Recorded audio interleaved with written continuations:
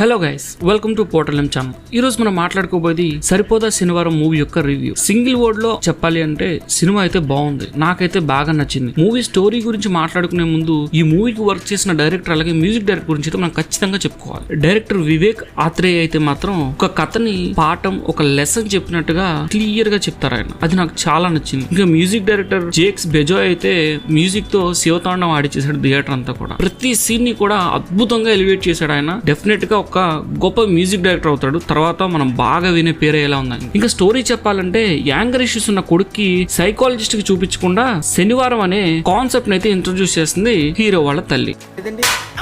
అదే అమ్మ చనిపోయే ముందు ఇంత కోపం పనికిరాదురా అని ఒక స్ట్రాటజీ ఇచ్చి చనిపోతుంది. శనివారం మాత్రమే కొట్టడం అలవాటు అవుతుంది. దానివల్ల ఈ కొట్టడం వల్ల ఇంటికి రౌడీలు రావటం ఇవన్నీ కామన్ అయిపోతాయి. స్మూత్ గా ఈ ఇష్యూస్ తోనే ఫస్ట్ హాఫ్ అంతా అయిపోతుంది. ఇక్కడే గొడవ పడుతున్న ఇద్దరు మూర్ఖపు బ్రదర్స్ కథలోకి వస్తారు. వాళ్ళు మన సూర్యకి ఎలా హీట్ పెంచుతారు, దానికి మన సూర్య ఏం ప్లాన్ చేసి వాళ్ళని లైన్ లోకి తెచ్చాడు అన్నది మూవీలో చూసి తెలుసుకోండి. ఇంకా ఇక్కడ సూర్య అంటే సూర్య గారు కాదు, హీరో సూర్య అన్నమాట. ఇంకా మన హీరో ప్రతి శనివారం కూడా ఎవడో ఒకరిని కొడుతూనే ఉంటాడు. కానీ కేసులు ఎవరో పెట్టరు. కత్తులతో నరికినా కట్లేసి తిరిగేస్తారు కానీ పోలీస్ స్టేషన్ లో మాత్రం కేసులు పెట్టరు. ఇలాంటి లాజిక్స్ పట్టుకోకుండా ప్రశాంతంగా సినిమా చూస్తే ఎంజాయ్ చేస్తారు. ఇంకా పర్ఫార్మెన్స్ గురించి చెప్పాలి అంటే natural star Nani as usual గా నేచురల్ చేసేసాడు. ఎస్జే సూర్య మాత్రం అద్భుతమైన సైకో లాగా నటించాడు. మీకు బయటకు వచ్చాక ఎస్జే సూర్యనే బాగా గుర్తుంటాడు అందరికంటే. ఇంకా ప్రియాంక మోహన్ గురించి చెప్పాలంటే కథను మలుపులు తిప్పేది, ముళ్ళు వేసేది తన క్యారెక్టరే. మొత్తానికి మంచి క్యారెక్టర్ పడింది తనకి. కథలో